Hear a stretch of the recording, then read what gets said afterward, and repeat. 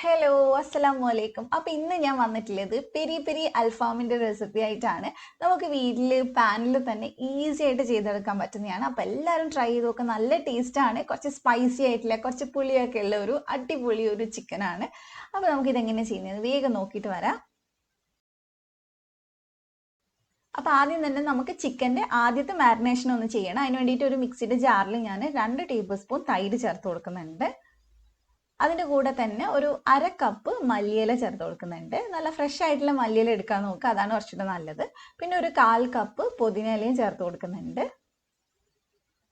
അപ്പോൾ അതുകൂടെ ചേർത്തിട്ട് നമ്മൾ ഇനി ഇതിലേക്ക് ഇഞ്ചി വെളുത്തുള്ളി പേസ്റ്റാണ് ചേർക്കുന്നത്. അപ്പോൾ 1.5 ടേബിൾ സ്പൂൺ ഇഞ്ചി വെളുത്തുള്ളി പേസ്റ്റ് നമ്മൾ ചേർത്ത് കൊടുക്കുന്നുണ്ട്. ഏകദേശം 1 കിലോൻ്റെ തൂക്കത്തിൽ വരുന്ന ഒരു ചിക്കനാണ് കേട്ടോ. അപ്പോൾ അതിലേക്ക് ഞാൻ ആവശ്യത്തിന് ഉപ്പും ഒരു മാഗി ക്യൂബും കൂടി ഇട്ട് കൊടുത്തിട്ടുണ്ട്. മാഗി ക്യൂബ് ഇല്ലെങ്കിൽ കുഴപ്പമില്ല, സ്കിപ്പ് ചെയ്തോളുണ്ടെങ്കിൽ കുറച്ചുകൂടി അടിപൊളിയാണ്. അപ്പോൾ അത് നന്നായിട്ട് അരച്ചെടുത്തിട്ട് നമുക്ക് വരാം. അതിൻ്റെ കൂടെ തന്നെ ഞാനിത് ചിക്കനെ 4 പീസായിട്ടാണ് കട്ട് ചെയ്തിട്ടുള്ളത്. അതിൽ നമ്മൾ മീനിൽ വരയിടുന്ന പോലെ ഒന്ന് വരഞ്ഞെടുത്തിട്ടുണ്ട്. അഥവാ ഒരുപാട് വലിപ്പമുള്ള നല്ല ഇറച്ചിയുള്ള ചിക്കൻ ആണെങ്കിൽ ചപ്പാത്തിയുടെ കോലുണ്ടല്ലോ അത് വെച്ചിട്ട് നന്നായിട്ട് ഒന്ന് അടിച്ചിട്ടൊന്ന് ഫ്ലാറ്റ് ആക്കാൻ നോക്കുക. അപ്പോഴാണ് നമുക്ക് നന്നായിട്ട് വെന്ത് കിട്ടുക. ഇത് കുഞ്ഞു ചിക്കനാണ്, ഏകദേശം 1 കിലോക്ക് താഴെ വരുന്നുള്ളൂ. അപ്പോൾ അതുകൊണ്ട് ഞാൻ അധികം അങ്ങനെ ചെയ്തിട്ടില്ല, അധികം ഇറച്ചിയൊന്നുമില്ല ഇതിൽ. അപ്പോൾ ഇനി നമുക്ക് ഇതിനകത്തോട്ട് നമ്മൾ അരച്ച് വെച്ചിട്ടുള്ള നമ്മുടെ ഫസ്റ്റ് മാരിനേഷനാണ്, അത് ചേർത്ത് കൊടുക്കുക.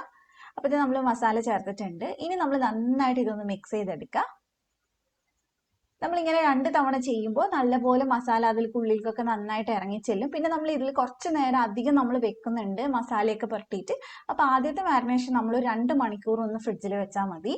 അപ്പോൾ ഫുള്ളായിട്ട് നമുക്ക് നന്നായിട്ട് മസാല തേച്ച് വെച്ചിട്ടുണ്ട്. ഇനി നമ്മൾ ഇതൊന്ന് അടച്ച് വെക്കുന്നുണ്ട്. നിങ്ങൾ എന്തെങ്കിലും അടപ്പ് വെച്ചിട്ട് ചെയ്യാം. ഞാൻ ഇതുപോലെ ക്ലീൻ റാപ്പ് വെച്ചിട്ട് ഒന്ന് ഇതാക്കി എടുക്കുക ചെയ്യുന്നത്, കവർ ചെയ്തെടുക്കുക ചെയ്യുന്നത്.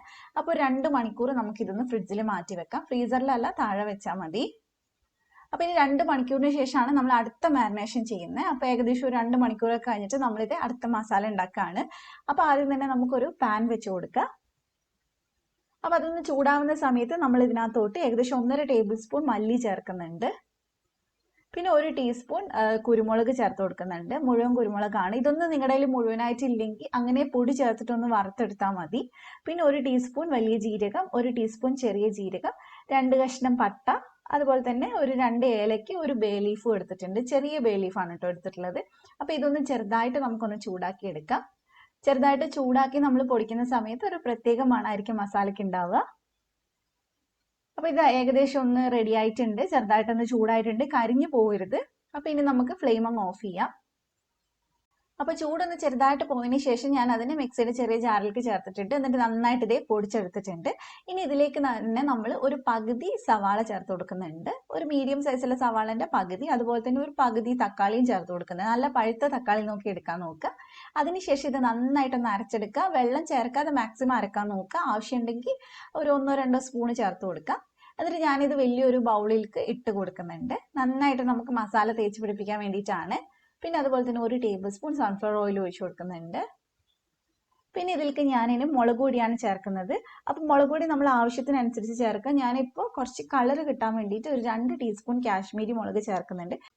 അതിൻ്റെ കൂടെ തന്നെ ഒരു 1/4 ടീസ്പൂൺ മഞ്ഞൾപ്പൊടി ചേർക്കുന്നുണ്ട്. പിന്നെ ഒരു 1/2 ടീസ്പൂൺ ഗരം മസാലയും കൂടെ ചേർത്തിട്ടുണ്ട്.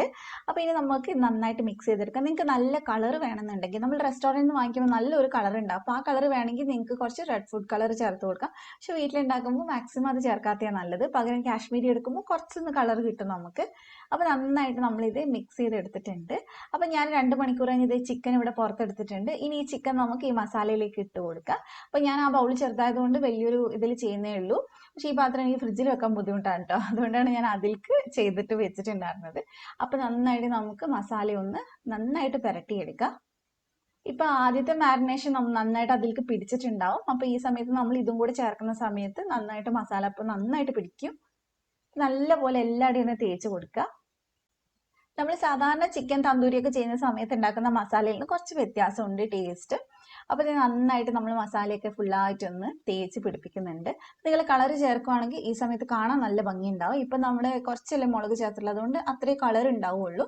അപ്പോൾ ഞാൻ നന്നായിട്ട് മസാലയൊക്കെ തേച്ച് പിടിപ്പിച്ചു. ഇനി ഞാൻ വീണ്ടും ആ ബൗളിൽ തന്നെ മാറ്റും കേട്ടോ, കാരണം ഇതൊക്കെ ഫ്രിഡ്ജിൽ വെക്കാൻ ബുദ്ധിമുട്ടാണ്, അതുകൊണ്ടാണ്. അപ്പോൾ ഇത് ഞാൻ ബൗളിലേക്ക് ഇട്ടിട്ട് വീണ്ടും ഞാൻ ക്ലീൻ റാപ്പ് വെച്ച് അടച്ചിട്ടുണ്ട്. ഇനി ഇത് നമ്മൾ പറ്റുകി ഓവർനൈറ്റ് വെക്കുക, ഇല്ലെങ്കിൽ കുറഞ്ഞത് ഒരു 5-6 മണിക്കൂർ നിർബന്ധമായിട്ടും വെക്കണം. എന്നാലേ നന്നായിട്ട് മസാല പിടിക്കുകയുള്ളൂ. അപ്പോൾ നമ്മൾ വൈകുന്നേരം ഉണ്ടാക്കുന്നെങ്കിൽ രാവിലെ ഒന്ന് മസാല തേച്ച് വെച്ചാൽ മതി. അപ്പൊ ഇനി നമ്മൾ ഏകദേശം ഉണ്ടാക്കുന്നതിന് തൊട്ട് മുമ്പായിട്ട് ഇതിലേക്ക് ഒരു സോസ് ഉണ്ടാക്കുന്നുണ്ട്. അപ്പൊ അത് ഉണ്ടാക്കാനായിട്ട് ഞാനിവിടെ ഏകദേശം 1 ടേബിൾ സ്പൂൺ ഓയിൽ എടുത്തിട്ടുണ്ട്. സൺഫ്ലവർ ഓയിലാണ് എടുത്തിട്ടുള്ളത്. അതിലേക്ക് 4 ടേബിൾ സ്പൂൺ ടൊമാറ്റോ സോസ് ചേർത്ത് കൊടുക്കുന്നുണ്ട്. ഈ ഒരു സോസ് ആണ് ഇതിന്റെ മെയിൻ ആയിട്ടുള്ള ആ ഒരു പെരി പെരിന്റെ ടേസ്റ്റ് കൊടുക്കുന്നത്. അപ്പൊ ലോ ഫ്ലെയിമിൽ വെച്ചിട്ട് നമ്മളിത് ജസ്റ്റ് ഒന്ന് മിക്സ് ചെയ്തെടുക്കുക. ഒരു 10-30 സെക്കൻഡ് ഒന്ന് ഇളക്കി കൊടുത്താൽ മതി, ഒരുപാട് നേരമൊന്നും വേണ്ട. അപ്പൊ ഇത് ഏകദേശം ഒന്ന് റെഡിയായി വരുന്ന സമയത്ത് ഇതിലേക്ക് മെയിൻ ആയിട്ടുള്ള ഇൻഗ്രീഡിയന്റ് ആയിട്ടുള്ള വറ്റൽമുളക് പൊടിച്ചത്, നമ്മുടെ ചില്ലി ഫ്ലേക്സ്, ഒരു 5 ടീസ്പൂൺ ഇട്ട് കൊടുക്കുന്നുണ്ട്.